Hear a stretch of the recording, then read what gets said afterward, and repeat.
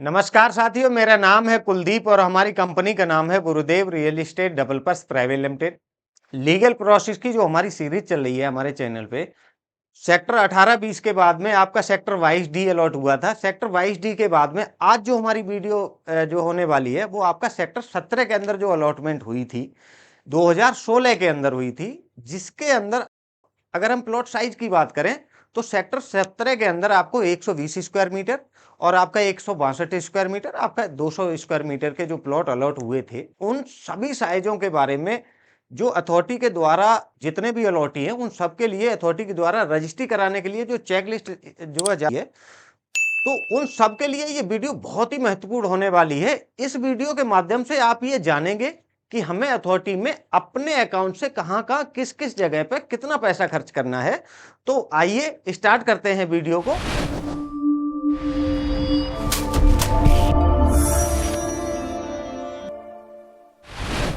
इस वीडियो के माध्यम से आप ये जान सकते हैं कि हमें सेक्टर 17 की अलॉटमेंट में जो भी साइज का प्लॉट मिला है, किसी भी लोकेशन का प्लॉट हो, जनरल हो, पार्क फेसिंग हो, कॉर्नर हो, उन सबके खर्चे और हमें अथॉरिटी से कहां कहां अपने जो है खर्चे पे करने पड़ेंगे। तो बात करते हैं लीगल प्रोसेस सेक्टर 17 की।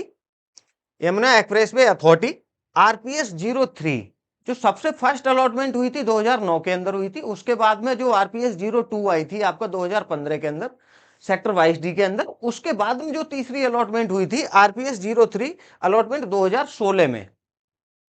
सेक्टर 17 की लोकेशन की अगर हम बात करते हैं ना, तो आपका सेक्टर 18, सेक्टर 20 और सेक्टर 22D, इन तीनों की अगर हम बात करें तो आप यहां से समझ सकते हैं। ये तो हो गया आपका सेक्टर 18, ये हो गया आपका सेक्टर 20, ये हो गया आपका यमुना एक्सप्रेसवे और यमुना एक्सप्रेसवे के बिल्कुल अपोजिट में आपका सेक्टर 22D।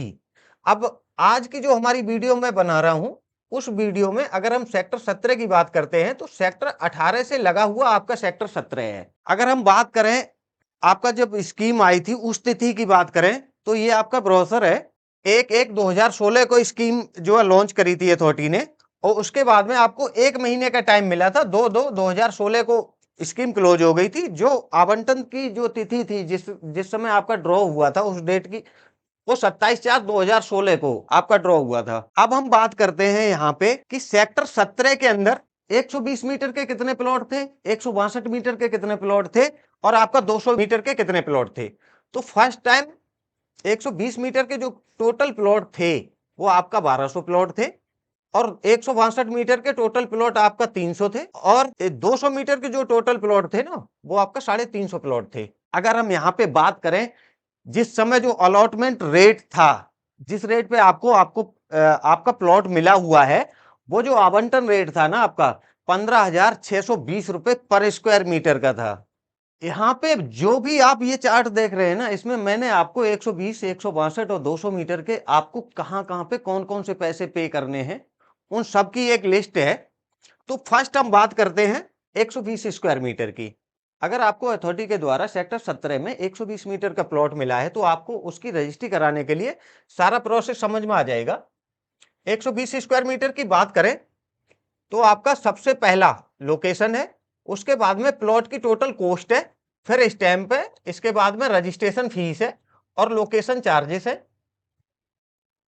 उसके बाद में लीज रेंट है, उसके बाद में वाटर चार्ज है, सीवर चार्ज है और उसके बाद में आपका टोटल अमाउंट है। अथॉरिटी के द्वारा आपको 120 मीटर का अगर कोई प्लॉट मिला है जो जनरल प्लॉट है, आपका 12 मीटर रोड पे, आपकी कोई भी लोकेशन नहीं है, तो उस प्लॉट के लिए आपका जो टोटल प्लॉट की कॉस्ट बनेगी वो 20,81,000 रुपए की बनेगी। उसके बाद में जो स्टैंप ड्यूटी आप पे लगेगी अथॉरिटी में वो 1,46,000 रुपए की लगेगी और रजिस्ट्रेशन फीस की अगर हम बात करें ना तो ये टोटल कॉस्ट का 1% रजिस्ट्रेशन फीस लगेगी 21,000 रुपए। लोकेशन आपके प्लॉट कोई है नहीं तो जो है कोई लोकेशन चार्जेस नहीं लगेंगे। लीज रेंट की बात करें तो जो आपकी ये टोटल कॉस्ट है ना, इसका 10% लीज रेंट लगता है, तो 1,87,500 रुपए का लीज रेंट लगेगा। अब बात करते हैं वाटर चार्ज की। आपका किसी भी पीएलसी पे कोई सा भी प्लॉट हो, रेट सेम रहेंगे आपके। जो वाटर चार्ज है और जो आपका सीवर चार्ज है, चाहे आपका पार्क फेसिंग कॉर्नर कोई सा भी प्लॉट हो, किसी भी लोकेशन को हो, जो वाटर चार्ज है सब पे सेम रहेंगे। तो ये वाटर चार्ज है 9,150 रुपए और जो सीवरेज चार्ज है वो आपका 15,600 रुपए है। तो जो टोटल आप पे चार्जेस लगेंगे, वो टोटल चार्जेस आप पे लगेंगे आपका 3,79,250 रुपए। स्टैंप के, रजिस्ट्रेशन के, लोकेशन के, लीज रेंट के, वाटर चार्ज, सीवर चार्ज और आपका टोटल। अगर आप पे पार्क फेसिंग प्लॉट है तो आप पे 5% पीएलसी लगेगी। कोई भी एक आप पे सिंगल पीएलसी है तो पार्क फेसिंग है या आपका कॉर्नर है या ग्रीन बेल्ट है, कोई सा भी एक जो है 5% की पीएलसी है, तो जो आपका प्लॉट की टोटल कॉस्ट बनेगी वो 21,85,000 रुपए की बनेगी। इस पे आप पे जो स्टैंप लगेंगे वो 1,53,000 रुपए के लगेंगे और इसका जो 1% रजिस्ट्रेशन फीस लगेगी वो आपका 22,000 रुपए की लगेगी। लोकेशन चार्ज वो आप पे लगेंगे 93,720 रुपए के। और जो लीज रेंट आपको जमा करना पड़ेगा, इसका 10%, टोटल कॉस्ट का 10% जो लीज रेंट आप जमा करेंगे 1,96,812 रुपए का, ये सेम है। तो ये सारे जब आप टोटल करेंगे चार्जेस तो आपका 4,90,282 रुपए होंगे। अगर आपके प्लॉट पे 10% पीएलसी है, मान लीजिए आपका पार्क भी है और कॉर्नर भी है, तो आप पे 10% की पीएलसी लगेगी, प्राइम लोकेशन चार्ज। उस समय आपका जो प्लॉट की टोटल कॉस्ट बनेगी वो आपका 22,89,000 रुपए की टोटल कॉस्ट बनेगी। उस पे जो 10% स्टैंप ड्यूटी बढ़ेगी 1,61,000 रुपए की, और जो रजिस्ट्रेशन फीस लगेगी वो आपका 23,000 रुपए की लगेगी।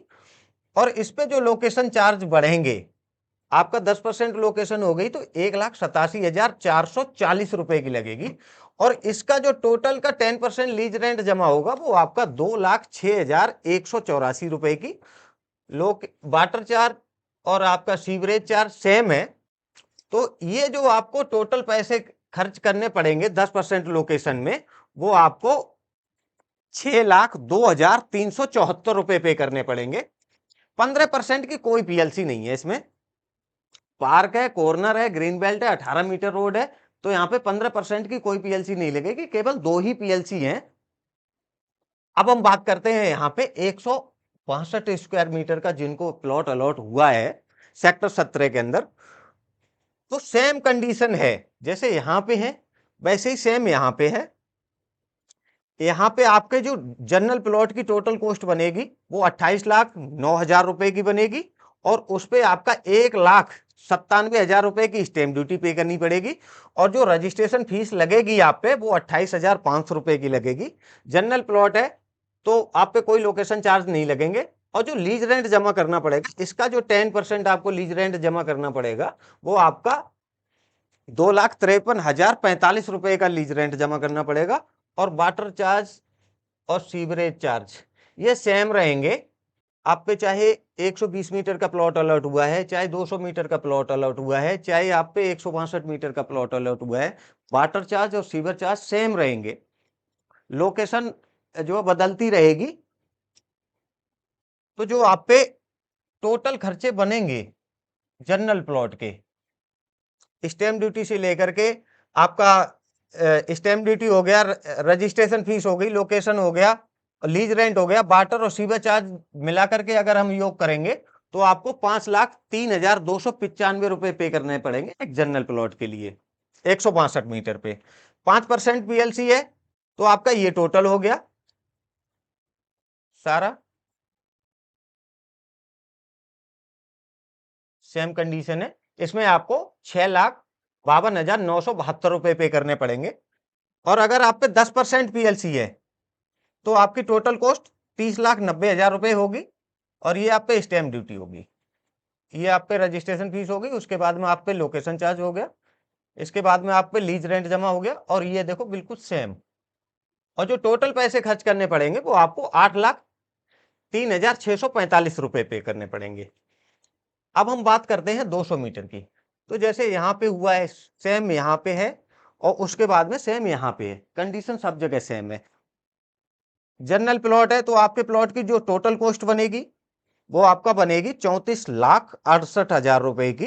और जो स्टैंप ड्यूटी आप पे करेंगे 7%, वो आप 2,43,000 रुपए की पे करेंगे। और जो रजिस्ट्रेशन फीस लगेगी वो आपका 35,000 रुपए लगेगी। जनरल प्लॉट है तो कोई लोकेशन चार्जेस नहीं। इसका जो 10% लीज रेंट जमा करना पड़ेगा वो आपका 3,12,400 रुपए का। वाटर चार्ज और सीवर चार्ज हमेशा सेम रहते हैं। तो जनरल प्लॉट पे आपको रजिस्ट्री के लिए टोटल जो खर्चा करना पड़ेगा आपका, वो 6,15,150 रुपए का करना पड़ेगा। अगर आपके प्लॉट पे एक पीएलसी है तो आप पे जो टोटल खर्चा करना पड़ेगा आपको, वो 8,04,70 रुपए का पे करना पड़ेगा। अगर आपके प्लॉट पे 10% पीएलसी है, मान लीजिए पार्क है, कॉर्नर है, तो आपको टोटल 9,86,790 रुपए के खर्चे पे करने पड़ेंगे अथॉरिटी में। आपके प्लॉट पे अगर 15% की पीएलसी है, मान लीजिए आपका पार्क फेसिंग भी है, कॉर्नर भी है, 3 लोकेशन है, तो इस कंडीशन में जो आपके प्लॉट की टोटल कॉस्ट बनेगी, वो आपका बनेगी 39,88,000 रुपए की। और इसके बाद में जो स्टैंप ड्यूटी और ये सारी चीजें जब आप पे करेंगे ना, तो आपको अथॉरिटी में 11,72,110 रुपए पे करने पड़ेंगे। तो ये थी पूरी, मैंने एक डिटेल में आपको जानकारी दे दी कि आपके पास अगर 120 मीटर का प्लॉट है तो आपको इतने रुपए जो अथॉरिटी में खर्च करने पड़ेंगे। 162 मीटर का प्लॉट है तो आपको इतने रुपए खर्च करने पड़ेंगे। अगर आपका 200 मीटर का प्लॉट है तो आपको 200 मीटर के पूरे खर्चे जो है दिखा दिए मैंने आपको। अब बात करते हैं आगे की।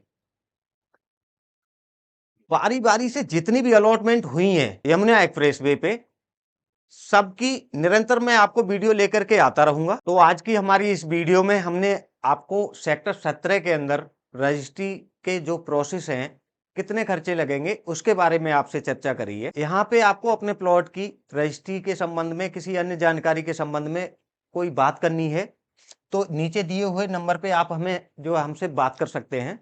अगर हमारी वीडियो अच्छी लगी हो तो हमारी वीडियो को लाइक करें, हमारे चैनल को सब्सक्राइब करें। धन्यवाद साथियों।